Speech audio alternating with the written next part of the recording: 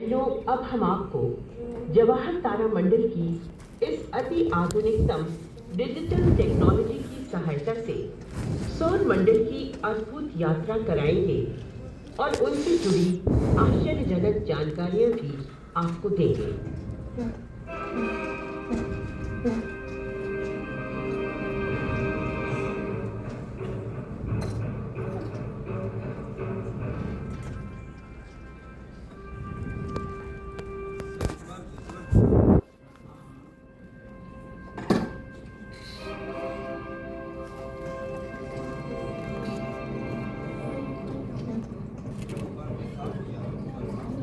गोधूली की नारंगी आभा के मध्यम होने के साथ ही आकाश में ये तारे दिखाई देने लगे। पहले तो केवल चमकी गए और कुछ समय बाद वाह, कितना खूबसूरत नजारा है। आकाश में ये टिमटिमाते तारे मनुष्य को हमेशा से ही अपनी ओर आकर्षित करते रहे हैं। अब जरा उत्तर पश्चिम की ओर नजर डालें तो ये तारे एक भालू की आकृति में दिखाई दे रहे हैं। यही है सप्तर्षि मंडल या ग्रेट बेयर। अगर सप्तर्षि के इन दो तारों को जोड़ते हुए आगे की ओर बढ़ें तो हम पहुंच जाएंगे उत्तरी आकाश के इस सामान्य से तारे तक, और यही है ध्रुव तारा, पोलैरिस या पोल स्टार। सप्तर्षि की पूंछ के इन 3 तारों को देखिए जो एक गोलाई में स्थित प्रतीत हो रहे हैं। इसी गोलाई में यदि आगे बढ़ा जाए तो मिलता है स्वाति या आर्क्टुरस। स्वाति भूतक या बूटिस तारामंडल का चमकदार तारा है। यदि इसी गोलाई में हम दक्षिण दिशा की ओर और आगे बढ़ें तो हमें एक और चमकीला तारा चित्रा या स्पाइका मिलेगा। ये है कन्या या वर्गो तारामंडल का भाग। अब सप्तर्षि से थोड़ा पश्चिम दिशा की ओर इन तारों को देखिए। ये तारे एक हंसिया या प्रश्न चिन्ह की आकृति बना रहे हैं। यही है सिंह राशि या लियो द लायन। इस तारामंडल का सबसे चमकीला तारा मघा या रेगुलस है। यहाँ जो दूसरा चमकीला पिंड दिखाई दे रहा है वो कोई तारा नहीं बल्कि एक ग्रह है, बृहस्पति या जुपिटर। इसके थोड़ा नीचे की ओर वो पिंड शुक्र या वीनस है। कुछ दिनों तक अगर इन पिंडों को ध्यान से देखा जाए तो हमें पता चलता है कि तारों की पृष्ठभूमि में ये अपना स्थान बदल रहे हैं। पहले ऐसा माना जाता था कि आकाशीय पिंड ही मनुष्य के जीवन की गतिविधियों को नियंत्रित करते हैं, लेकिन विज्ञान के विकास के साथ ही मनुष्य की सोच में भी प्रगति हुई और हम ये समझ पाए कि हमारे ब्रह्मांड में पृथ्वी की तरह और भी पिंड मौजूद हैं और इन्हीं पिंडों को ग्रह या प्लैनेट्स कहा गया। कई अंतरिक्ष यानों द्वारा इन ग्रहों का अन्वेषण किया गया। अमेरिकी अंतरिक्ष यान वॉयेजर 2 ने सबसे बाहरी गैसीय ग्रह नेपच्यून तक का दौरा किया है।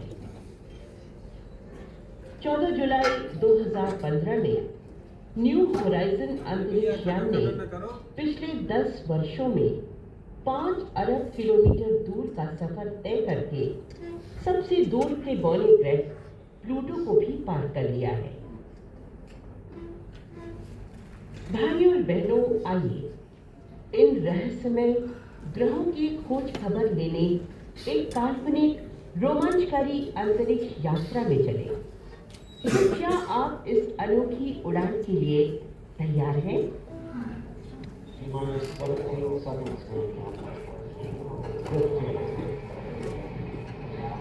12, 11, 10, 9, 8, 7, 6, 5, start, 2, 1, lose ignition, and lift off of the Space Shuttle Discovery, returning to the space station payload to mission completion.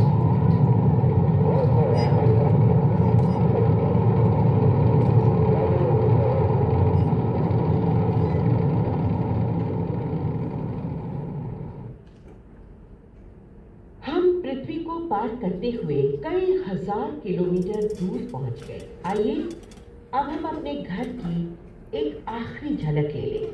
अंतरिक्ष के विशाल सागर में एक सुंदर द्वीप ब्लू मार्बल अपने उपग्रह चंद्रमा के साथ।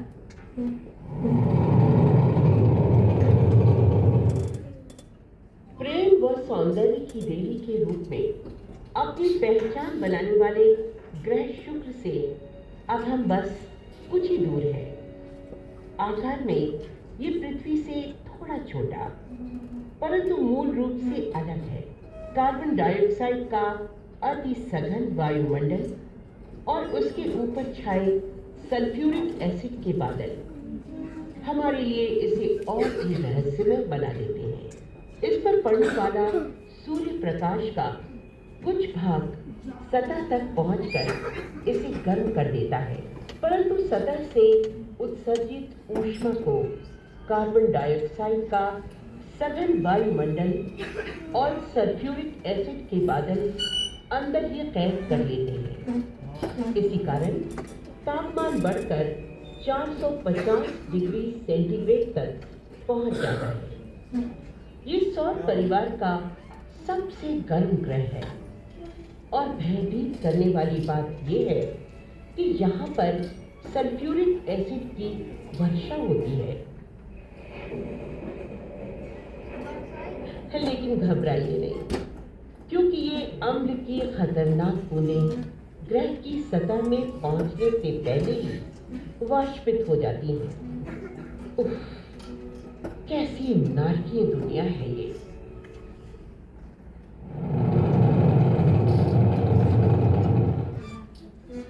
और वो है बुध, मरकरी या देवताओं का दूत, सौर मंडल का सबसे छोटा और अंदरूनी ग्रह। आइए इस बुध ग्रह के धरातल पर उतरते हैं।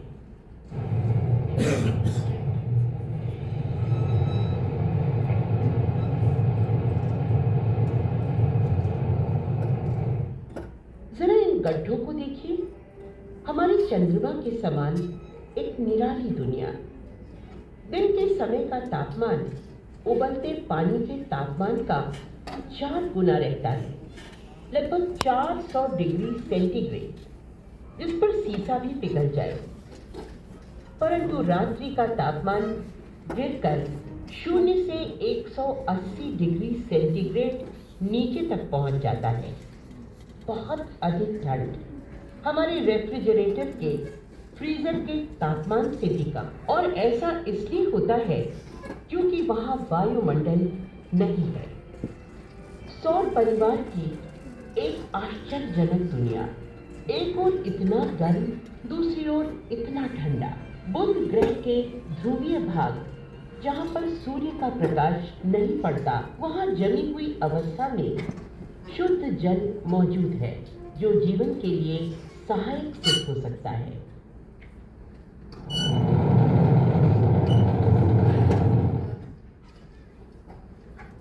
और ये है सूर्य, गैसों का बना अत्यंत गर्म गोला, जिसमें मुख्यतः हाइड्रोजन विद्यमान है।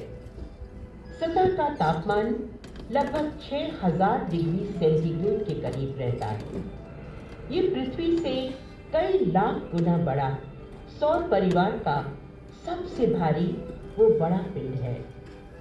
सूर्य के गुरुत्वाकर्षण के कारण सभी ग्रह अपनी अपनी कक्षाओं में परिक्रमा करते हैं।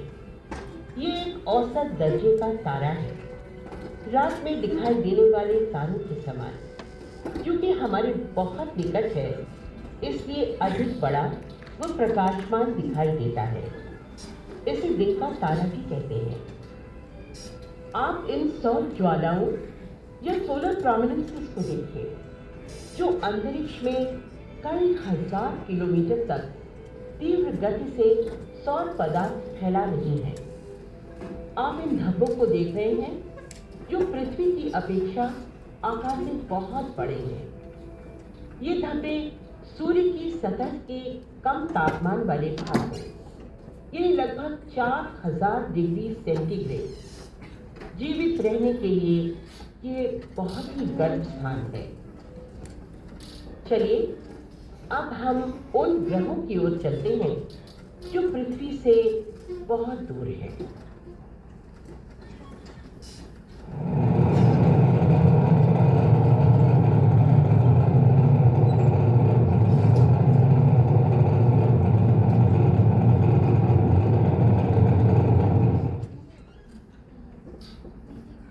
इस लाल मणि के समान पिंड को देखिए।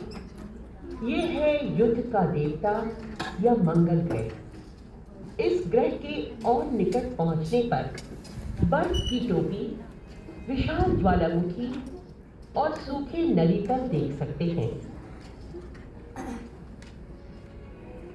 ये है ओलिम्पस मॉन्स, सौर परिवार का सबसे विशाल ज्वालामुखी।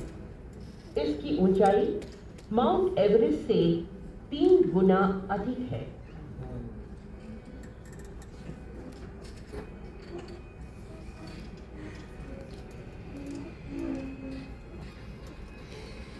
इससे भी अधिक रोचक है वैलिस मरीनरिस घाटी।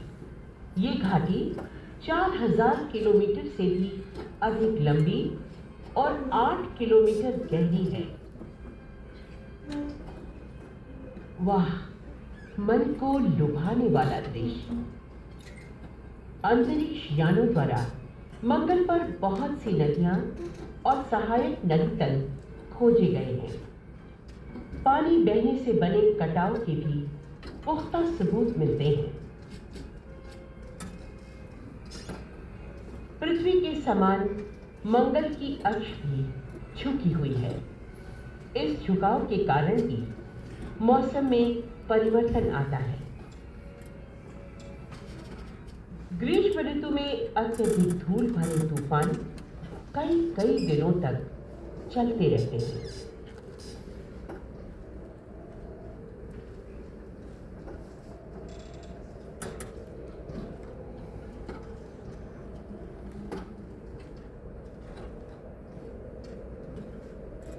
शीत ऋतु में ध्रुवीय टोपी पर जमी हुई बर्फ दिखाई देती है।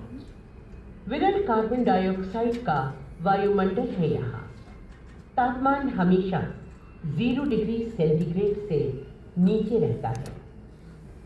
इसकी सतह पर आयरन ऑक्साइड अधिक मात्रा में होने के कारण ये लाल दिखाई देता है। मंगल पर खोजी यान सोजॉर्नर, स्पिरिट, अपॉर्चुनिटी, फिनिक्स और क्यूरियोसिटी उतारे गए। खोजी यानों में वहां ले जाई गई जैविकीय प्रयोगशालाओं द्वारा मंगल की मिट्टी और चट्टानों के परीक्षण से ये पता चला कि मंगल पर कार्बन की मात्रा तो बहुत अधिक है, परंतु जीवन के लिए आवश्यक ऑर्गेनिक कंपाउंड्स मौजूद नहीं हैं। ये परीक्षण इंगित कर रहे थे कि यहाँ की मिट्टी रासायनिक तौर पर तो सक्रिय रही, पर जीवन की उत्पत्ति और विकास के लिए नहीं। जब नासा के मार्स रिकॉनेसेंस ऑर्बिटर ने मंगल से इन चित्रों को भेजा, तो ऐसा लगा मानो सब कुछ बदल गया हो। स्वयं देखिए, सतह पर बनी 100 मीटर लंबी इन धारियों को देखकर क्या ऐसा नहीं लगता कि ये द्रव प्रवाह से बनी हो? और हाल ही में इसी क्षेत्र से प्राप्त अन्य आंकड़ों के विश्लेषण से वैज्ञानिकों द्वारा यहाँ पर जल की उपस्थिति के प्रमाणों की पुष्टि भी की गई। हमारे मंगलयान और नासा के द्वारा किए गए अन्वेषणों से पता चलता है कि मंगल एक जीवन विहीन और रहने लायक दुनिया नहीं है, बल्कि वहां सूक्ष्म जीवन की संभावनाएं मौजूद हैं।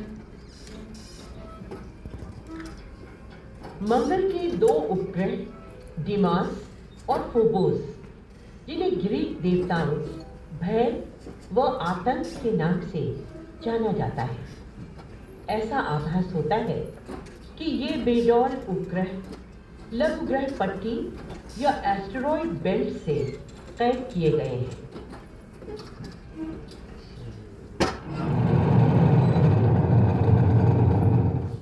अब हम मंगल से दूर हजारों किलोमीटर इलाके की ओर बढ़ रहे हैं। यही है लघु ग्रह पट्टी। हो सकता है कि इनमें से कोई चट्टान हमसे टकरा भी जाए।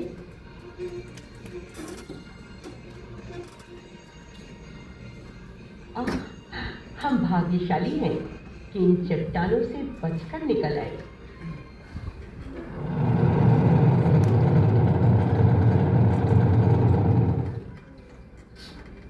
उस ग्रह को देखिए, बृहस्पति या जुपिटर, सौर परिवार का सबसे बड़ा ग्रह अपने उपग्रहों के साथ। ये है कैलिस्टो उपग्रह, एक बर्फीली दुनिया जिसमें गड्ढे ही गड्ढे हैं। इनमें से कुछ गड्ढों का फैलाव 200 किलोमीटर तक का है।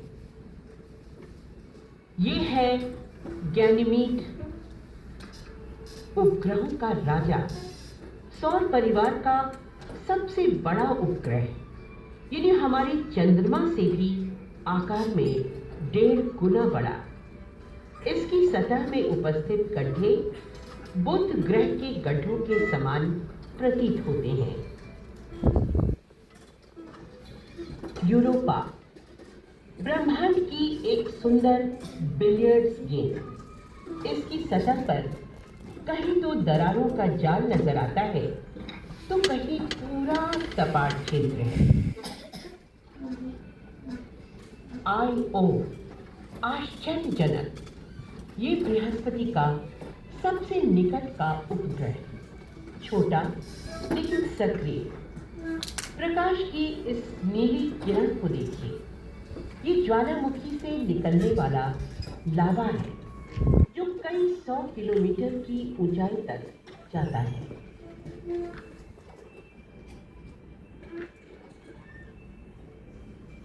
और ये है बृहस्पति का सुंदर दृश्य, एक विशाल संसार जिसमें आसानी से 1300 पृथ्वियां समा सकती हैं। ग्रह का अधिकांश वायुमंडल हाइड्रोजन और हीलियम का बना है। दिखाई देने वाला विशाल लाल धब्बा तेजी से घूमने वाला चक्रवात है जो पृथ्वी से भी बड़ा है। और ये पट्टियां जो आप देख रहे हैं, तीव्र गति से घूमने वाले वायु प्रवाह से बनी है। खगोल वैज्ञानिकों का मानना है कि यदि बृहस्पति में पदार्थ की मात्रा थोड़ी और अधिक होती तो शायद सूर्य के समान एक तारा बन गया होता। ये बृहस्पति के वलय या रिंग्स हैं जिन्हें वॉयेजर 2 ने खोजा था। अभी तक इस ग्रह के 67 उपग्रहों की खोज की जा चुकी है।